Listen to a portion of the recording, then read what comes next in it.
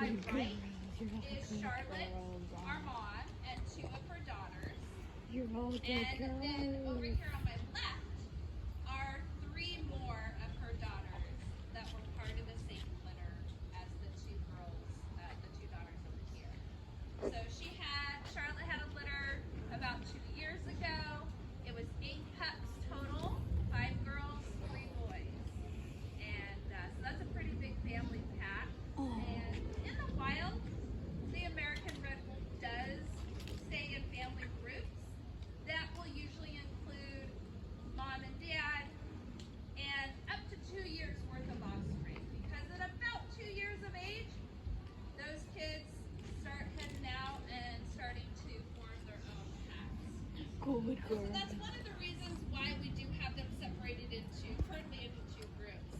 Because as it got closer to breeding season this last year, they went ahead and made the decision to separate the males. We didn't want any more pups. The species survival plan, so the group that helps manage the population. These genes are currently pretty well represented, and they just had their meeting a few weeks ago to talk about what the newest recommendations will be. So Dad went out to our off-site breeding facility that is out next to Northwest Trek, where we have about 24 pens for red wolves out there that are off-site. People can't see them. And the boys from the litter also went out that way. And for a while we were able to keep the girls all together, and then we started to notice a little bit of changes in the dynamics of the grouping. And so in order to help keep the peace, we decided that these 3 individuals seemed to get along the best. These 3 individuals got along the best. So that's why they're separate into the 2 yards currently.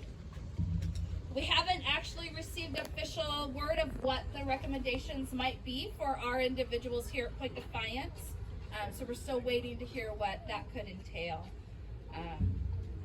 Really, we try to do whatever we can to help support the breeding program. And their biggest goal, besides trying to get more wolves out in the wild, is to maintain our genetic diversity within the population and keep that diversity as high as possible. So they actually have a software program that they can plug all the individuals in that will analyze those genetics and tell them how related each individual is to another individual. And that helps them make the best possible decisions. Well, do you guys have any questions? Because I know there's a lot of things that I could talk about, but if you guys have questions today, I'd certainly like to answer those for you. How long they live? And my ears are a little bit plugged, so you'll have to speak up. How long do they live? Sorry, thank you. I was like, I think I heard somebody talking. So in the wild, 6 to 10 years would be pretty amazing. In human care, we can have them live up to 16. Wow. Are they a hunting animal? They hunt in packs? Yeah. Yeah. Are they closely related to the Mexican? So all the wolf species that you can think of are all related. They're all considered cousins. In a zoo environment, is there like a leader and Yeah, so typically mom and dad are probably going to be your highest members of your pack. Right now, since it's just mom and her girls, we do have individuals in each group that seem to be higher in the hierarchy. Over with the mom group, it's mom. Over here, our highest member of this pack seems to be Pete. She's the darkest colored one here closest to us. And she also tends to be the one that comes forward the most when we're standing here doing our talks. And she's usually the first one on any food that gets put in. When they're in the wild, how far is their range? Because I know like they've been doing some tracking of gray wolves and they've seen them go 500 miles in some cases. Yeah, so I believe what I remember reading was maybe about 70 kilometers. But really, right now, they only have that very small refuge that they have protected for them. So if they get outside that refuge, the ones out in the wild, like they have no protections. Okay. They're working really hard to try to secure an additional like re-release site. That's one of the priorities of Fish and Wildlife. So we're keeping our fingers crossed that they have some successes there. Okay. Because I know with the gray ones, they're having issues with the farmers. Then it's the same with these guys. You know, they can take livestock, but really the largest animal that they can take down in their wild native area is white-tailed deer. So, you know, they're not going to take down a full cow, you know, but maybe a goat or a calf. You know, they are, they're carnivores, so all of their nutrition comes from eating meat, and they'll eat, like I said, the deer. They eat a lot of rodents, so they help to control the rodent population. They also eat raccoons, and they'll eat birds as well.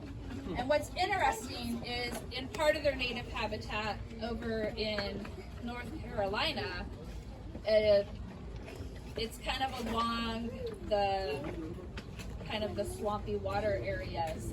And by helping to control the raccoon population, raccoons like to eat sea turtle eggs, and that's one of the areas that sea turtles will nest.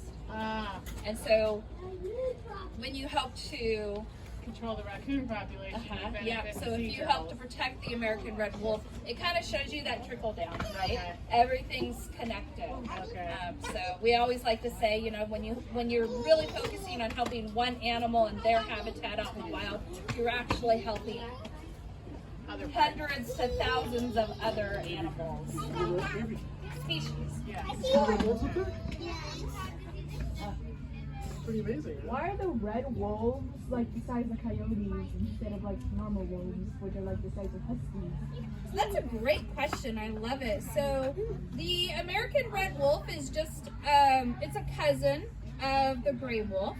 And just like there are different sizes of different animals, so if you look at all the different species of tigers, for example, you've got different sizes. So the American red wolf actually falls in between the gray wolf and the coyote in size.